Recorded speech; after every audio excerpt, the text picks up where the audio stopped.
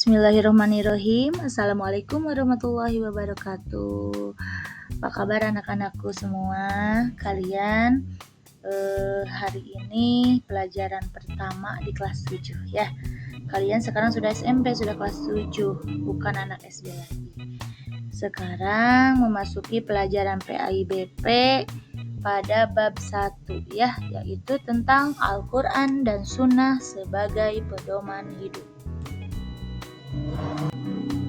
Anak-anak, Ibu akan sampaikan tujuan pembelajaran kita kali ini ya. Yang pertama, nanti dengan tutor sebaya kalian dapat membaca Quran Surat An-Nisa ayat 59 dan Quran Surat An-Nahl ayat 64 sesuai kaidah ilmu tajwid. Khususnya ada hukum bacaan alif lam samsiah dan alif lam komariah. Yang kedua, kalian nanti praktek menghafal ya, harus menghafal Surat An-Nisa dan An-Nahl. Yang ketiga, nanti dengan pembelajaran inquiry kalian dapat menjelaskan kandungan isi surat An-Nisa dan An-Nahl tentang kedudukan hadis terhadap Al-Quran, sehingga dapat menampilkan perilaku semangat dalam mengamalkan Al-Quran dan hadis. Yang terakhir, tujuan pembelajaran kita kali ini adalah kalian dapat membuat karya berupa peta konsep tentang definisi hadis dan fungsinya atas Al-Quran ya, dalam dalam tabel yang sederhana deh, bebas nanti sesuai keinginan kalian seperti apa. Anak-anak, sebelum belajar kita membuat keyakinan kelas dulu yuk, supaya kegiatan pembelajaran kita kali ini bisa lancar, nyaman ya, dan pembelajaran juga dapat tersampaikan. Ini Ibu ada tawarkan beberapa kesepakatan kelas, nanti kalian boleh menambahkan atau mengurangi ya. Yang pertama, berdoa sebelum dan sesudah belajar, mengikuti pembelajaran dengan niat karena Allah ya, untuk mencari ilmu, mengikuti pembelajaran dengan sungguh-sungguh, saling menghargai, tertib di kelasnya, dan berperilaku sopan. Kalau mau bertanya acungkan tangan, kalau mau permisi bilang, kalau mau minjam barang seseorang juga harus bilang ya. Dan yang terakhir, mengikuti pembelajaran dari awal sampai akhir dengan sungguh-sungguh tentunya ya. Sepakat gimana? Ada yang mau tambahkan atau dikurangi? Ya, mungkin ini kesepakatan kita untuk kegiatan pembelajaran hari ini. Nah, anak-anak, setelah kalian mengetahui tujuan pembelajaran kita pada bab ini apa dan menyepakati beberapa kesepakatan kelas untuk membuat pembelajaran kita nyaman dan aman ya, untuk hari ini kita buka kegiatan pembelajaran dengan mengucapkan basmalah. Bismillahirrahmanirrahim. Sebelumnya Ibu punya pantun dulu. Yang pertama, ke Jakarta naik sepeda, jangan lupa untuk sarapan. Jalankan hidup bermakna, Al-Quran dan hadis sebagai pedoman. Yang kedua, siang-siang pergi ke taman, hari Minggu diam di rumah. Dengan Al-Quran hidup akan aman, dengan hadis hidup akan berkah. Tepuk tangan dulu dong anak-anak. Nah, itu di pantun sudah jelas ya, bahwa kita hidup harus berlandaskan Al-Quran dan hadis supaya aman dan berkah selalu. Nah, anak-anak, untuk pembahasan pertama tentang Al-Quran dan Sunnah sebagai pedoman hidup kita mari bertilawah bersama-sama membaca surat An-Nisa ayat 59. Kalian bisa lihat di layar, mari kita baca secara bersama-sama ya. Yang kedua yaitu Quran Surat An-Nahl surat ke-16 ayat 64. A'udzubillahi minasyaitonir rajim. Bismillahirrahmanirrahim. Wa ma anzalna 'alaikal kitaba illa litubayyina lahumul ladzi ikhtalafu fi wa hudaw wa rahmatan liqaumin yu'minun. Nah, anak-anak, setelah tadi kita membaca bersama-sama, sekarang Ibu akan memberikan kalian tugas mengartikan Quran Surat An-Nisa dan An-Nahl, tapi arti kata ya mufradat. Per kata kalian bisa cocokkan, coba dulu kalian sendiri, nanti kita bahas bersama-sama atau ibu nanti koreksi. Kalian cocokkan arti kata dengan kalian cocokkan mufradatnya dengan arti kata yang ada di dalam buku paket. Ibu sudah contohkan, di buku paket juga ada tabel perkataannya, kalian tinggal isi ya, bisa lihat di artinya. Coba kalian kerjakan dulu, nanti kita bahas dan koreksi. Kasih contoh ya, itu sudah ada contohnya. Ya ayyuhalladzina, hai orang-orang, illallahi, kepada Allah. Nah, yang masih kosongnya kalian isi dulu ya. Nanti kalau sudah selesai yang Quran Surat An-Nisa ayat 59, selanjutnya kalian isi juga tabel pada Surat An-Nahl ayat 64. Ya sama, masih sama, mengartikan mufradat arti kata. Sudah ada contohnya. Wa ma anzalna, dan kami tidak menurunkan lebih talafu fi, apa yang mereka perselisihkan. Itu yang kosongnya kalian isi sesuai arti yang di halaman sebelumnya. Nanti ibu bahas dan koreksi kalau kalian semuanya sudah mengerjakan sampai selesai. Nah anak-anak, selanjutnya kita akan menerapkan bacaan alif lam, di mana hukum bacaan alif lam itu ada dua ya. Yang pertama ibu akan bahas dulu alif lam samsiyah. Samsiyah, kalau samsiyah itu dari arti katanya itu matahari ya. Kalau kita melihat matahari itu biasanya tidak terlihat jelas, silau, jadi mataharinya nggak terlihat sangat jelas padahal ada matahari. Nah, alif lam samsiyah itu cara membacanya gimana? Yaitu memasukkan salah satu hurufnya dengan melepaskan huruf alif lam, di mana huruf alif lam samsiyah itu ada 14. Jadi ketika kita membaca huruf alif lam samsiyah itu alif lamnya ada kalau dilihat, tapi pas dibaca tidak terdengar karena melebur kepada salah satu huruf yang ada di depannya ya. Suara alif lam menjadi lebur karena dimasukkan ke dalam huruf samsiyah. Untuk samsiyah dalam ayat alif lam mengetahui alif lam Al-Quran terdapat cirinya. Di antaranya setelah ada alif lam ada huruf bertasydid. Jadi selain kalian, kalau kalian ada belum yang bisa membaca lancar ya Al-Quran, ketika kalian belum bisa membaca, kalian bisa melihat cirinya dengan dilihat. Ada alif lam, sesudah lamnya ada tasydid, di atas huruf sesudah lam berarti itu alif lam samsiyah.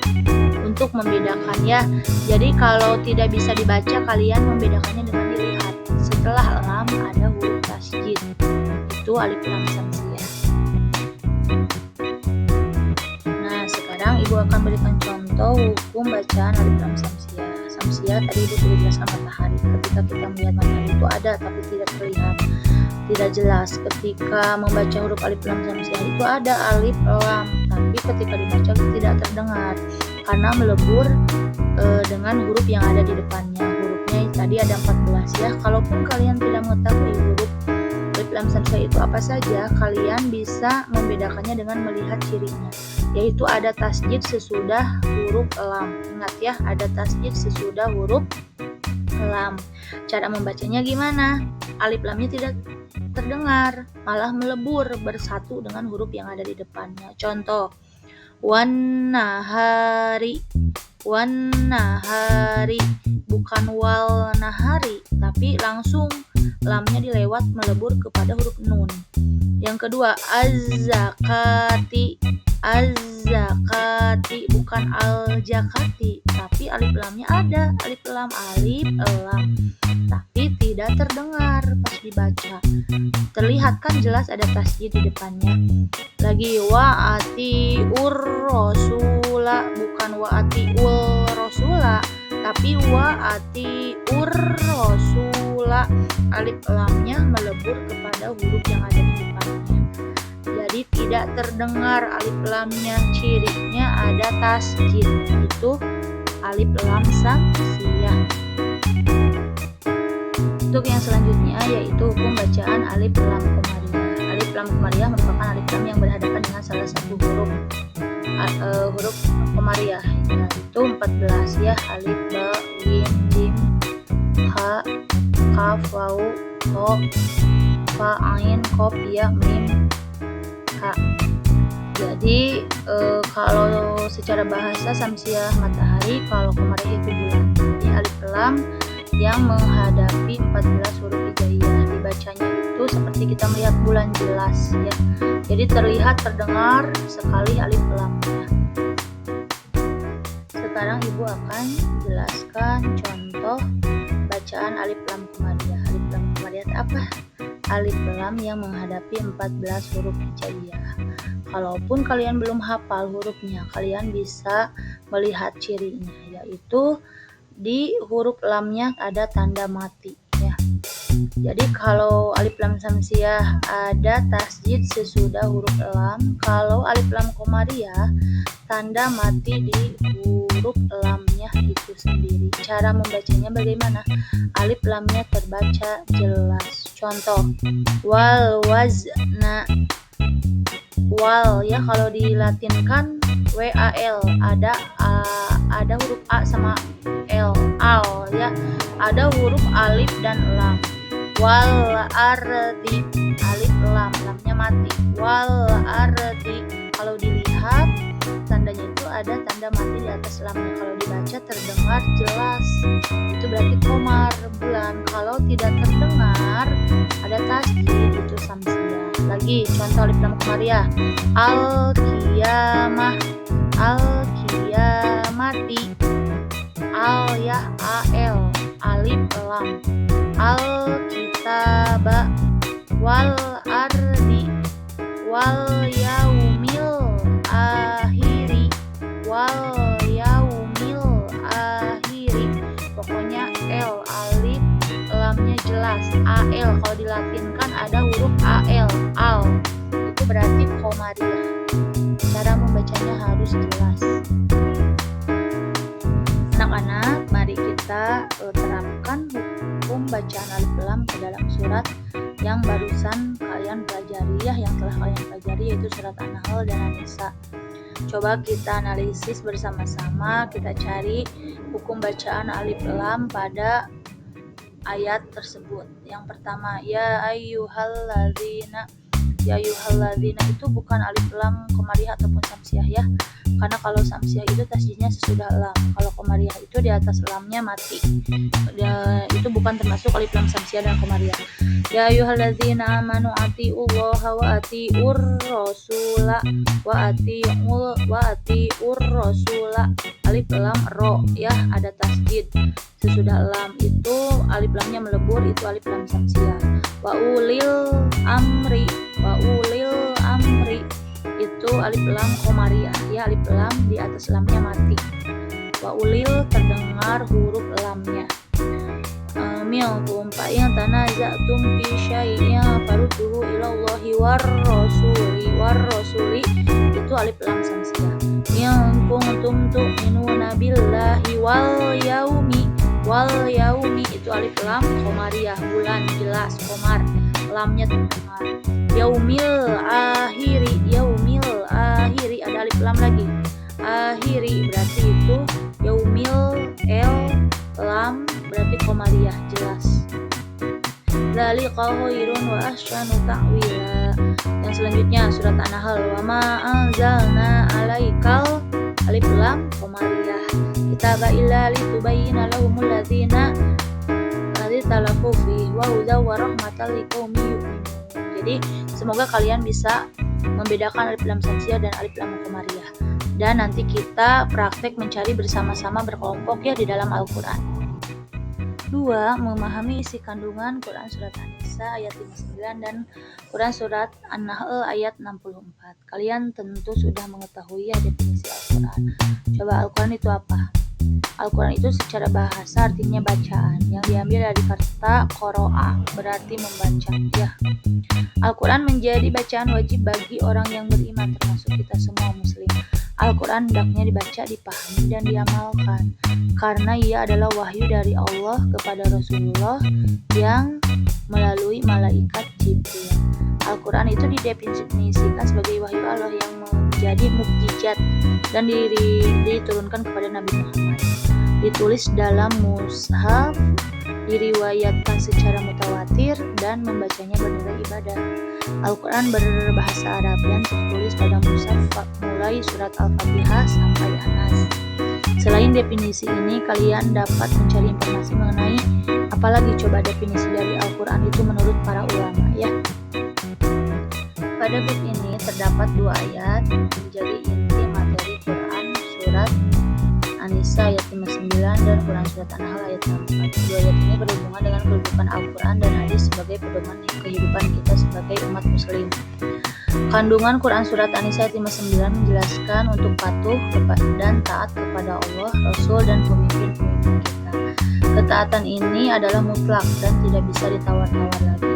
Orang yang taat kepada Rasul, pada hakikatnya ia juga taat kepada Allah. Hal ini dikarenakan tidak ada satupun perintah Rasul yang bertentangan dengan perintah Allah. Taat kepada Allah adalah mengikuti ajaran Al-Quran, sedangkan taat kepada Rasul dengan mengamalkan sunnah-sunnahnya. Jadi sebagai orang yang beriman, kita wajib beriman kepada Allah dan kepada Rasul sebagai pembawa risalah dari Allah. Ketaatan kepada ulil amri meliputi ketaatan baik pada pemerintahan maupun para ulama. Jadi taat kepada pemimpin hendaknya dibingkai dengan ketaatan kepada Allah dan Rasul. Ketaatan pada mereka tidak boleh bertentangan dengan apa yang diperintahkan dan apa yang menjadi larangannya. Apabila seorang pemimpin memerintahkan untuk berbuat sesuatu yang bertentangan dengan Al-Quran dan hadis, seperti berbuat maksiat kepada Allah, maka kita tidak boleh menaatinya. Jadi kita harus taat kepada ulil amri itu, kepada pemimpin itu, selama mereka memerintahkan sesuatu yang sesuai dengan Al-Quran dan hadis. Untuk penyempurnaan amanat pada ayat ini, muslim harus menaati perintah dengan mengamalkan Al-Quran, ya, melaksanakan hukum sesuai Al-Quran meskipun berat dalam pelaksanaannya. Kita harus tetap berusaha, karena itu sudah kewajiban kita taat kepada Allah, kepada Rasul dengan menjadikan Al-Quran dan hadis sebagai pedoman kehidupan kita. Nah, kita sebagai muslim hendaknya meyakini bahwa perintah Allah memberikan kemaslahatan dan larangannya untuk menghindarkan kemudaratan kepada kita. Ajaran Rasulullah hendaknya dilaksanakan sebaik-baiknya. Sebab Rasul diberikan tugas untuk menerangkan dan menjelaskan Al-Quran pada manusia. Muslim yang baik, ia akan menaati ulil amri selama kebijakannya tidak bertentangan dengan Al-Quran dan hadis. Tidak dibenarkan taat kepada makhluk di dalam hal-hal yang merupakan maksiat kepada Sang Khalik atau kepada Allah. Itu dijelaskan dalam hadis riwayat Ahmad. Pada surat An-Nahl ayat 64, Nabi Muhammad diperintahkan oleh Allah untuk menjelaskan apa yang diperselisihkan dalam perkara agama. Penjelasan ini akan menjadikan manusia dapat membedakan perkara yang benar dan salah. Al-Quran menjadi tuntutan menuju jalan yang benar, juga menjadi rahmat bagi semua orang. Kedua ayat di atas menjelaskan bahwa Al-Quran dan hadis itu menjadi sumber ajaran dan pedoman dalam menjalani kehidupan. Al-Quran berfungsi sebagai pedoman dan sumber dasar, sedangkan hadis itu memberikan penjelasan atau rincian, yakni dengan menjelaskan maksud ayat atau memberi bimbingan untuk berperilaku sesuai tuntunan Al-Quran. Nah, kalian sudah mengerti kan tentang Al-Quran? Al-Quran itu apa artinya? Kan bacaan, ya. Dan Al-Quran juga disebutkan dalam surat An-Nahl ayat 64 itu bahwa wahudan warahmatan, yaitu petunjuk dan rahmat bagi orang-orang yang beriman. Nah, sekarang lalu apa fungsi hadis atau posisi hadis terhadap Al-Quran? Di sini Ibu jelaskan dulu ya tentang pengertian hadis. Jadi hadis itu sendiri adalah sumber hukum kedua setelah Al-Quran. Jadi Al-Quran yang pertama, setelah Al-Quran itu bisa dijelaskan, dirinci, dihapus oleh hadis. Orang yang beriman kepada Al-Quran sebagai sumber hukum Islam juga harus percaya pada hadis sebagai sumber hukum Islam yang kedua. Terdapat ragam kata yang hampir sama dengan hadis, yaitu kita bisa mendengarnya sunnah, khobar, asyar ya. Namun keempat kata ini memiliki perbedaan sebagai berikut. Berikut ada tabel perbedaan tentang sunnah, hadis, khobar, dan asar ya. Jadi sunnah adalah semua yang bersumber dari Nabi Muhammad, baik perkataannya, ucapannya, takrir, tabiat, budi pekerti, dan perjalanan hidupnya itu dijadikan sunnah. Contoh, beliau selalu makan dengan 3 jari, beliau berbuka dengan yang manis, kita selalu ikuti tingkah laku beliau, budi pekerti beliau itu dijadikan sunnah. Sedangkan hadis, ucapan, perkataan, takrir yang bersumber dari Nabi Muhammad ya. Contoh, kita bisa sholat itu karena mengikuti sholatnya Nabi, itu kan jadi hadis ya, jadi sumber hukum Islam kita yang kedua. Yang ketiga khobar. Kalau khobar itu segala sesuatu yang berasal atau disandarkannya kepada Nabi Muhammad. Kalau asar, sesuatu yang disandarkan pada sahabat atau tabi'in dari Rasulullah SAW. Di sini juga Ibu akan jelaskan tentang fungsi hadis, di mana fungsi hadis itu ada 4. Yang pertama, bayan takrir. Bayan takrir itu penguat ya, yang menguatkan yang ada di dalam Al-Quran. Contohnya, jauhilah oleh kalian 7 perkara yang merusak, dan salah satu diantaranya Rasulullah sebutkan adalah memakan harta anak yatim. Jadi memperkuat yang sudah ada di dalam Al-Quran. Yang kedua, bayan tafsir. Tafsir itu memperjelas ya, memperjelas yang ada di Al-Quran itu masih umum global, dijelaskan di dalam hadis. Contoh, waqimus sholat, ada perintah sholat. Terus bagaimana cara melaksanakan sholat itu, yaitu dijelaskan rinciannya di dalam penjelasannya di dalam hadis. Sholatlah kalian sebagaimana kalian melihat aku sholat, yaitu melihat Nabi Muhammad. Yang ketiga, bayan tasri. Tasri itu menciptakan ya. Yang keempat, bayan nasak. Bayan nasak itu menghapus. Kalian bisa lihat contohnya di dalam tabel yang sudah Ibu sediakan. Lalu setelah kita belajar tentang Al-Quran dan hadis ya, apa sih perilaku yang diharapkan? Jadi perilaku semangat untuk meneladani Al-Quran dan hadis sebagai pedoman hidup kita itu, setiap orang beriman harus taat kepada Allah dan Rasulnya. Jadi kita sudah jelas diperintahkan untuk taat kepada Allah, Rasul, dan ulil amri ya. Yang kedua, sebagai orang yang beriman kita harus menaati pemimpin, baik pemimpin dan pemerintahan maupun para ulama. Bisa juga dalam lingkup yang kecil, di kelas, di sekolah, di keluarga ya. Yang ketiga, apabila terjadi perdebatan dalam masalah agama, itu harus kita kembalikan kepada Al-Quran dan hadis yang sudah jelas di dalamnya telah menjelaskan segala sesuatu tentang kehidupan. Yang keempat, membaca Al-Quran dengan baik, memahami terjemah dan membaca buku tafsir. Yang kelima, membaca buku-buku yang berkenaan dengan hadis. Dan yang terakhir, kita berkonsultasi dengan guru terkait bacaan atau kandungan Al-Quran dan hadis.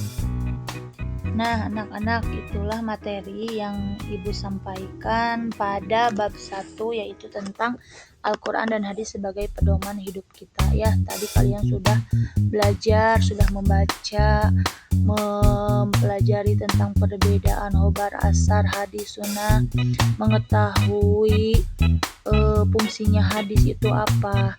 Setelah kalian belajar semua ini pada bab 1, ujungnya kalian itu harus dapat menunjukkan hafalan kedua ayat ya, yaitu surat An-Nahl ayat 64 dan surat An-Nisa ayat 59 kepada ibu bapak guru. Jadi kalian nanti harus menghafal baik secara arti kata maupun secara per ayat ya. Nah, anak-anak, itulah yang dapat Ibu sampaikan untuk materi bab 1 ini tentang Al-Quran dan hadis sebagai pedoman hidup kita. Jadi mudah-mudahan kita bisa berperilaku semangat untuk mendalami Al-Quran dan hadis. Terutama kalian harus bisa membacanya. Kalau kita tidak bisa membaca Al-Quran, bagaimana kita mau mengartikan, mau mengamalkan? Itu salah satu pintu utamanya. Semangat, mudah-mudahan kita bisa lebih baik, tujuan hidup kita lebih jelas dengan mendalami Al-Quran dan hadis. Itulah yang dapat Ibu sampaikan pada kesempatan hari ini. Terima kasih. Wabillahi taufiq wal hidayah. Wassalamualaikum warahmatullahi wabarakatuh.